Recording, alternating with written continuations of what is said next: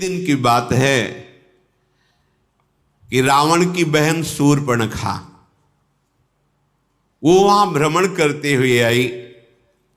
पीछे जब सत्संग प्रारंभ हुआ था भगवान श्री राम के चरित्र का, तब आया था विश्रवा को कुबेर जी ने सेवा में 3 नौ युवतियां जो मायामयी और बहुत सुंदर थी, एक पुष्पोत्कटा और मालिनी और राका। पुष्पोत्कटा से रावण कुंभकर्ण, मालिनी से विभीषण और राका से ये शूर्पणखा और खर, इनका प्रादुर्भाव हुआ था। विश्रवा जी पुलस्त जी के ही अंश से प्रकट हुए थे। उत्तम ब्रह्म ऋषि हैं जो ब्रह्मा जी के मानस पुत्र कहे गए हैं, पर क्रोध भाव से कुबेर जी के साथ द्वेष करते थे। प्रारंभ में सुना था उस भाव का प्रभाव हुआ कि माता राक्षसी कुल की थी, तो ये राक्षस स्वभाव वाले प्रकट हुए। पर बड़ी विचित्र लीला, उनमें से विभीषण जी भगवान के परम भक्त, तो ये बहन ही हुई, पिता एक ही है और माता अलग अलग है। ये घूम रही थी, पता नहीं कौन सा सौभाग्य भगवान पर इसकी दृष्टि पड़ी और मोहित हो गई। यद्यपि ये बड़ी भयावनी और राक्षसी स्वभाव की, उसने देखा भगवान श्री राम को तो हृदय में विकलता हो गई। ऐसा सुंदर रूप, अपने को रोक नहीं पाई।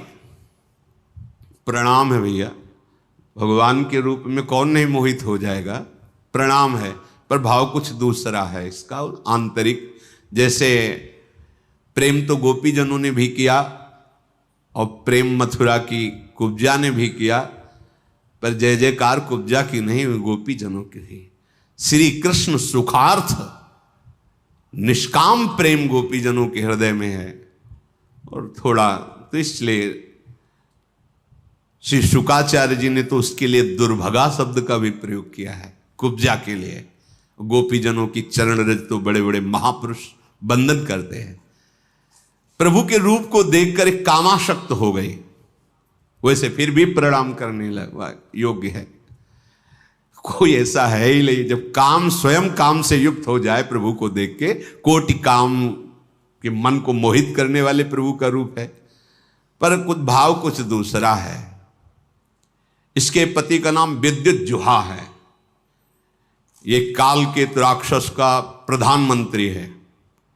रावण ने जब आक्रमण किया तो विद्युज्जुहा ने, प्रधानमंत्री था, उसने कहा कि तुम्हारी जो ये इच्छा है कि संपूर्ण ऋषि मुनियों को नष्ट किया जाए और राक्षसी राज्य हो, इसमें हम सहयोग नहीं करेंगे। ये शूर्पणखा का पति था विद्युज्जुहा।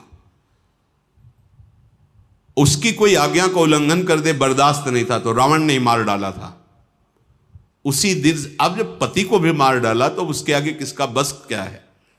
तो रही थी अपने भाई खर के समीप ही पंचवटी में, पर सोच रही थी कभी अवसर आए, ऐसा अवसर आएगा तो तेरा विनाश मेरे द्वारा ही होगा। तूने मेरे पति को मारा। वो राक्षस तो था विद्युज्जुहा, पर धर्मयुक्त था। वो कहता ऐसा नहीं, आप ऋषि मुनियों को मारे, राक्षस राज साबित करें, इस पे हम आपका सहयोग नहीं करेंगे। तो मार डाला उसने, क्योंकि जो अपने स्वार्थ में अंधे होते वो रिश्ते नातों का सम्मान नहीं करते। अब ये स्त्री शरीर में थी तो राक्षसी, पर मन मारे बैठी थी कि कोई हमें ऐसा। अब खर, दूषण, तीसरा, ये सब अनुगामी थे रावण के, रावण की आज्ञा पे चलते थे। तो सोचा कि अगर इनसे भी जरा बोलेंगे तो ये हमें मार डालेंगे। रावण का विरोध कोई कर दे ऐसा है ही नहीं। त्रिभुवन में कोई नहीं था कि उसके खिलाफ कोई बोल सके। अंदर ही अंदर सोच रही कभी तो अवसर मिलेगा, जीवन व्यतीत करूंगी, लेकिन जिस दिन अवसर मिलेगा इसका नाश करवाऊंगी। आज अजान बाहु भगवान को देखकर उसको और सुना था कि इन्होंने ही शुभाहो आदि काम, मारीच को एक बाण मारा था तो बिना फण का 400 कोस दूर गिरा था, 100 योजन दूर गिरा था। ताड़का का वध किया, विराध का वध किया। उसको पता था, समझ गई कि कोई साधारण बलि ताड़का को नहीं मार सकता था, शुभाहो को नहीं मार सकता था। विराध को नहीं मार सकता था। इसका मतलब है महाबली हैं, एक बार इनसे मिल के देखती हैं। तो प्रभु से कह रही तुम सम पुरुष, क्योंकि आपने भी निश्चय किया है निश्चरहीन मह करूं भुज उठाए प्रणकीन, और मेरा भी आंतरिक निश्चय है कि इसको बर्बाद करके छोड़ूंगी जिसने हमारे सुहाग को उजाड़ा है। पर बोल नहीं सकती थी। सुंदर रूप धारण किया और भगवान के सामने गई और मुस्कुरा कर बोली तुम सम पुरुष नमो सम नारी, यह संजोग विधि रचा बिचारी। आपके जैसा पुरुष नहीं, मेरी जैसी नारी नहीं, बड़ा सुंदर संजोग है, स्वीकार कर लो महाराज। मम अनुरूप पुरुष जग माही, देखूं खोजी लोक तिहु नाही, ताते अब लगी रहूं कुमारी, मनुमाना कछु तुम्हीं निहारी। मेरे लायक तो आप ही हो, तीनों लोक में कोई नहीं है मेरी जोड़ का कि रावण का विनाश का संकल्प कर सके। आपने भी किया है और मैंने भी किया है, बड़ी गूढ़ भाषा है। वैसे अब तक मैं कुमारी हूं, किसी का वरण नहीं किया, आप हमें स्वीकार कर लीजिए। तुमको देखकर मन मान गया है। भगवान सीता जी की तरफ देखे मुस्कुरा दिए। सीत ही चित ही कही प्रभु बाता, जैसे तुम कुमारी हो लो, आहै कुमार मोर लघु भ्राता। हमारे पास तो सीता जी है, ये कुमार हमारे लघु भ्राता लखनलाल, इनके पास जाओ, इनसे बात करो। ओ गई लक्ष्मण रिपु भगनी जानी, प्रभु बिलो की बोले मृदुबानी। सुंदरी सुन मैं इनकर दासा, पराधीन नहीं तोर सुपासा। प्रभु समर्थ कौशलपुर राजा, जो कछु करही इन्हीं सब छाजा। सुंदरी, मैं तो प्रभु का दास हूं, पराधीन हूं, मेरे द्वारा तुम्हें कभी सुख नहीं मिल सकता। एक कौशल नरेश भगवान श्री राम हैं, इनको सब कुछ फबता है। आप इन्हीं की चरण शरण में जाएं, क्योंकि सिद्धांत है सेवक सुख चाह मान भिखारी, व्यसनी धन शुभ गति व्यभिचारी। लोभी जसु चाह चार गुमानी, नभ दुहि दूध चहत ये प्राणी। सेवक होकर के अपने सुख की चाह करे, भिक्षुक धर्म स्वीकार करके सम्मान की चाह करे, जुआ शराब व्यभिचार करने वाला धन और शुभ गति चाहे, कभी नहीं प्राप्त हो सकता। लोभी पुरुष अपना यश चाहे, अभिमानी पुरुष अर्थ धर्म काम मोक्ष चाहे, ये सब प्राणी आकाश को दूह कर दूध लेना चाहते हैं, अर्थात असंभव को संभव करना चाहते हैं। वो प्रभु के पास गए, प्रभु ने फिर लक्ष्मण जी के पास दे, लक्ष्मण जी ने फिर प्रभु के पास भेजा, प्रभु ने फिर लक्ष्मण जी के पास भेजा। लक्ष्मण जी ने कहा कि तुमको वही भरेगा जिसके एक इतनी भी लज्जा नहीं होगी। लक्ष्मण जी ने कहा, लक्ष्मण कहा तोई सो बरई, जो तृण तोरी लाज परिहरई। जिसने तृण तोड़ कर लाज का त्याग कर दिया, तेरी जैसे को वही वरण करेगा। अब तो सुंदर रूप त्याग कर आ गई शूर्पणखा के रूप में, भयानक रूप। तब खिसियानी राम पही गई, रूप भयंकर प्रगटत भई। सीत ही सभय देखी रघुराई, कहा अनुज सन शयन बुझाई। सीता जी को भयभीत देखकर भगवान ने पीछे किया सीता जी को, लक्ष्मण से कहा हिसाब कर दो इसका। नाक कान काट लिए। लक्ष्मण तिलाघो सो नाक कान बिन कीन, ताके कर रावण को मनो चुनौती दिन। नाक कान काट के मानो निशाचर राज रावण को चुनौती भेजी हो। लक्ष्मण जी ने शूर्पणखा को नाक कान रहित कर दिया। अब तो जब नाक कान कटा तो ऐसा लग रहा था जैसे गेरू के पहाड़ से पानी का धारा गिर रहा हो, ऐसे खून बहने लगा। नाक कान बिनु भई बिकरारा, जनु स्रव सैल गेरू के धारा। खर दूषण पही गई बिल पाता, धिग धिग तव पौरुष बल भ्राता। नाक का वो ऐसे विकराल थी, जब नाक कान कटा तो लाल लाल खून बह रहा और विकराल रूप हो गया। अब अवसर ढूंढा, अब विनाश का कार्य शुरू करूंगी। गई खरदूषण के पास और कहा, तू भाई है, बड़े बलवान बनते हो तुम, राक्षस राज बनते हो, देखो तुम्हारी बहन का नाक कान काट, तुम्हारे बल को धिक्कार है। तो किसने किया है? तब समझाकर बताया, यहीं पास में आए हैं एक राजकुमार जिनके साथ बहुत सुंदर स्त्री और दूसरे राजकुमार गोरे और इतने बलशाली कि तुम उनके सामने कुछ नहीं हो। देखो तुम्हारी बहन का नाक कान काट लिया। अब तो तुरंत आदेश किया, तो जैसे काजल के पर्वत पंख धर के उड़ रहे हो ऐसे ऐसे भयानक राक्षस अपने असली सब रूपों में युद्ध की तैयारी की। नाना वाहन नाना कारा, नाना युद्ध धर घोर पारा, सूपनखा आगे कर लीनी। आगे आगे सूपनखा नाक कान काटे हुए खून बहते जा रहे, पीछे से भयानक सेना, चलो ले चलो, कहां है वो राजकुमार। अब तो मृत्यु के वशीभूत होकर ये सब खिंचे हुए चले जा रहे हैं राक्षस, गरज रहे हैं, ललकार रहे हैं, कोई आकाश में उड़ रहा है, कोई बड़ी अपनी बलवीरता की डींगे हाँक रहा है। अरे कोई कहता जीते जी दोनों भाइयों को पकड़ लो, पकड़ के मार डालो, उसकी स्त्री को छीन लो, ऐसे आवाजें गूंज रही। भगवान ने धूल देखी, लक्ष्मण से कहा राक्षसों की भयानक सेना आ रही, तुम सियाजी को ले जाओ और कंदरा में गुफा में छुप करके रहो, सावधान रहना, बड़े मायावी राक्षस हैं ये। लक्ष्मण जी धनुष पर प्रत्यंचा चढ़ाकर बाण लिए हुए सीता जी को आगे करके गुफा में जाके सीता जी को विराजमान किया।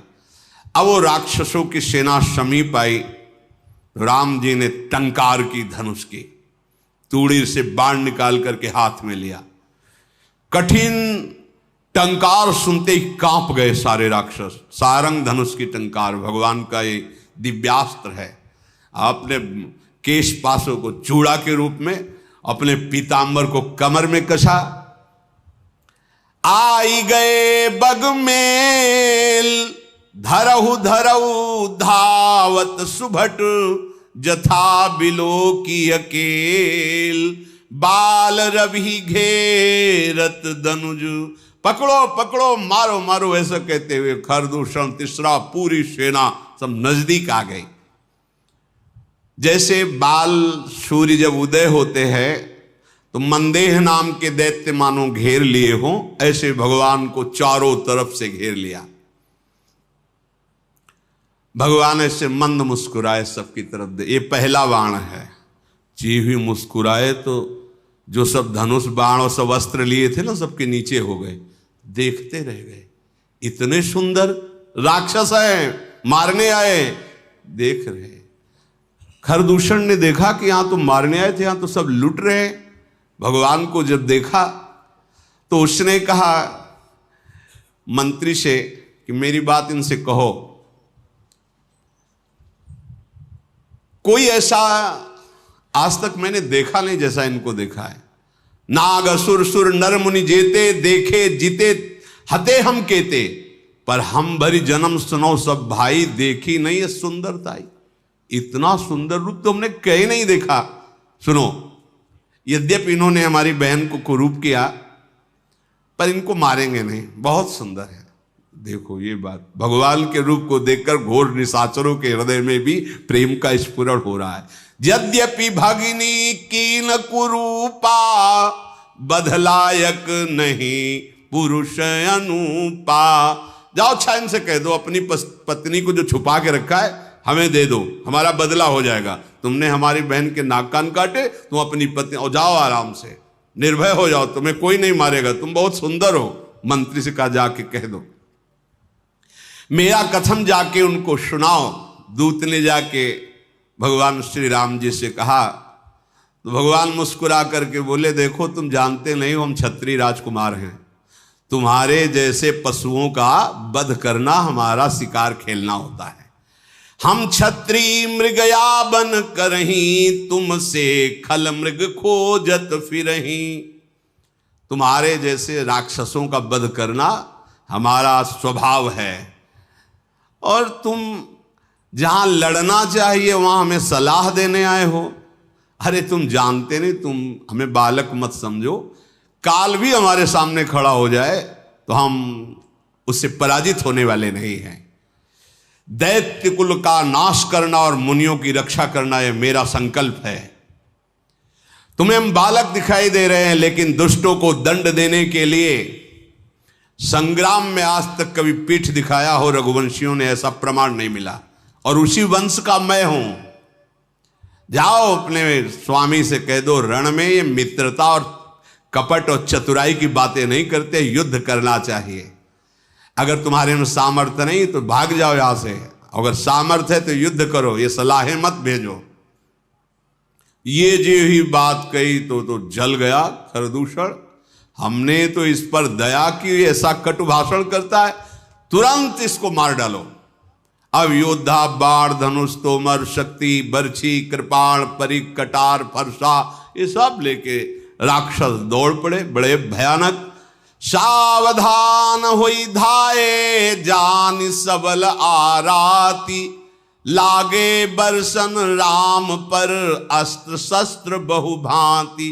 तिनके आयुध तिलसम करिकाटे रघुबीर, तानि सरासन श्रवण लगी पुनि छाड़े निज तीर। भगवान ने अपने दिव्यास्त्र के द्वारा जितने राक्षसों के अस्त्र थे सबको काट दिया, और बहुत खींच करके जोर से बाण का संधान करके, बाण ऐसे फुफकारते हुए अमोघ बाण भगवान के हैं। कोई ऐसा नहीं बच रहा आज जो सामने खड़ा हो सके। कुछ कटते जा रहे हैं कई कई जगह से। जब बड़े बड़े निशाचर देखते भागना शुरू किया सामने से। जब भाग रहे तो खरदूषण लौट करके आवाज दिया, अगर कोई आप पीठ दिखाकर भागा तो मैं उसे मारूंगा। युद्ध में अकेले हैं और इनसे सब पीठ दिखा, आज तक न जाने कितने वीरों को मार के खा गए, मुनियों को खा गए, ये भी मुनि वेश में, इनको तुम पीठ दिखा रहे हो। कुपित जान करके कि हमारा जब स्वामी ही कुपित, फिर लौट आए। प्रभु कितनी शीघ्र बाण चढ़ाते हैं, संधान करते, किसी को पता भी नहीं चलता। किसी की छाती, किसी का सिर, किसी का भुजा, किसी का हाथ पैर कट कट करके गिरने लगे। पहाड़ के समान राक्षस, तो वहां रक्त की धारा बह रही है। हाहाकार मच गया। अब भगवान ने एक बाण ऐसा संधान किया कि सबको सामने वाला राम दिखाई दे रहा है। और वो पूरी भीड़ में राक्षसों की एक बाण सम्मोहन ऐसा कि सामने वाला राम, वो उसको काट रहा, उसको वो राम दिखाई दे रहे, वो उसको आप सही में राम राम कहीं तनु तजहि पावहि पद निर्वाण, करि उपाय रिपु मारे छन मह कृपा निधान। ये राम, वो ये राम, और कहा जा रहे हैं सब भगवान के धाम पहुंच रहे हैं, क्योंकि अंतिम में राम दर्शन और मुख से नाम, यही बड़े बड़े ऋषि जन मांगते, जो ऋषियों को भी नहीं मिलता। वो घोर राक्षसों को भगवान जब अवतार लेते हैं तब वो लाभ प्राप्त हो जाता है। हर्षित बरसई सुमन सुर बाजहि गगन निशान, स्तुति करी करी सब चले शोभित विविध विमान। देवता कर पुष्पों की वर्षा करते हैं। रघुनाथ जी ने इन पर विजय प्राप्त की। लक्ष्मण जी सीता जी को लेके आए, प्रसन्नता हुई। सीता जी श्री राम जी के उस रूप को देख रहे हैं, भ्रकुटी चढ़ी हुई, धनुष पर बाण संधान करते हुए, जैसे वैसे ही जब स्वरूप को देखा, नेत्र अघा नहीं रहे से अपने प्रीतम के रूप को देखकर। भगवान पंचवटी में विराजमान हैं, मुनिजन आकर बैठते हैं, भगवत चर्चा होती है। आगे आगे तो चली थी सूर्पणखा, जब भगवान के सामने आई तो सबसे पीछे पहुंच गई थी। जब सब सुहा हो गए, देखा इधर का काम पेट। अब वो वहां से गई लंका में, और सभा में जाकर के हाथ पटक पटक के जमीन पे, छाती पे, माथे पे रोने लगी। रावण ने देखा, उसने क्या बात है, तेरी दशा ऐसी किसने की? बोले मदिरा पीता है और पड़ा रहता, सुख भोग करता है, ऐसे कहीं राज्य चलता है? सूर्पणखा ने कहा, करसी 500 दिन राती, सुध नहीं तो सिर्फ परा राती। बहुत बड़ा दुश्मन आ गया है तुम्हारा, तुम राजनीति को जानते नहीं हो, केवल शराब पीते हो, मदिरा पीते हो और उन्मत्त होकर महल में बने रहते हो। जानते हो अगर विषयों का संग करे तो सन्यासी का नाश हो जाता है, अगर ठीक सलाह देने वाला मंत्री ना हो तो राजा का नाश हो जाता है, अगर मान प्रिय लगने लगे तो ज्ञान का नाश हो जाता है, मदिरा पीने का वाले का ऐश्वर्य और लज्जा का नाश हो जाता है, विवेक ना हो तो वैराग्य केवल नाटक रह जाता है। ऐसे ही यदि राजनीति सही ना हो तो राजा का नाश हो जाता है। मैं सही कहती हूं कि अब तुम्हारे नाश का अवसर आ गया है, बहुत बड़ा दुश्मन तुम्हारे समीप आ चुका है। दुश्मन को और आग को कभी छोटा नहीं समझना चाहिए। रावण, तू अपने अभिमान में है और सभा में तेरे जैसे भाई के होते हुए मेरी नाक कान काट ली गई, ऐसे चिल्ला चिल्ला के, तेरे जीते जी मेरी ऐसी दशा। सारी सभा खड़ी हो गई क्रोध से। शूर्पणखा बाह लंबी कर करके रावण से, तेरे जोश में चढ़ाए, अब तेरा विनाश होगा। क्योंकि ये बात तब नहीं कहती जब सुहाग उजाड़ दिया था कि तेरे होते हुए तेरे हाथों से सुहाग, नहीं, अब आज अपनी बात बता करके वो रोने लगी। तू ये तो बता कौन शत्रु है त्रिभुवन में, कौन ऐसा जो रावण से भयभीत ना होता हो? कहा है अयोध्यापति महाराज दशरथ के लाडले कुमार श्री राम, लक्ष्मण और बहुत सुंदर उनके साथ स्त्री है, वो आए हुए हैं, जिनकी भुजाओं का बल पाकर अय दशमुख रावण अब कोई भी मुनि तेरे से भय नहीं खाता। देखने में बालक है पर काल के भी वो महाकाल हैं, परम धीर, श्रेष्ठ धनुर्धर, महान गुणों से युक्त, महान बल, अतुलित बल प्रताप, द्रोह भ्राता, खल बदरत सुर मुनि सुख दाता, शोभा धाम राम अस नामा, तिनके संग नारी एक श्यामा। दोनों भाई महान बलशाली, परम सुंदर, शोभा के धाम, नाक कान कटे फिर भी कह रही परम सुंदर है वो, दुष्टों का वध करने में समर्थ है, शांत भक्त, देवता मुनि इनको सुख देने वाले हैं, उनका नाम है राम। उनके साथ बहुत सुंदर नवयुवती है। विधाता ने ऐसी स्त्री तो त्रिभुवन में बनाई ही नहीं है जैसी स्त्री है। 100 करोड़ कामदेव भी न्यौछावर हैं, ऐसा सुंदर स्वरूप राम जी का, तो 100 करोड़ रति भी न्यौछावर हैं, ऐसा सुंदर स्वरूप उस युवती का। उन्हीं के छोटे भाई, गोरे भाई लखन जी ने मेरी ये दुर्दशा की है। और जब मैं ये बात खरदूषण से कही तो पूरी सेना सहित वहां गए, खरदूषण, तिसरा, इन सब को काट के फेंक दिया, कोई नहीं बचा। शूर्पणखा की बात सुनकर रावण के माथे पे पसीना आ गया। उसने कहा कि सुर नर असुर नाग खगमाही, मोरे अनुचर कहां को नाही, खरदूषण मोहिसम बलवंता, मार सके को बिन भगवंता। ऐसा कैसे हो सकता है? खरदूषण तिसरा को कोई मार सके, ये तो केवल भगवान ही मार सकते हैं, दूसरा कोई मार ही नहीं सकता। सुर रंजन भंजन मही भारा, जो भगवंत लीन अवतारा।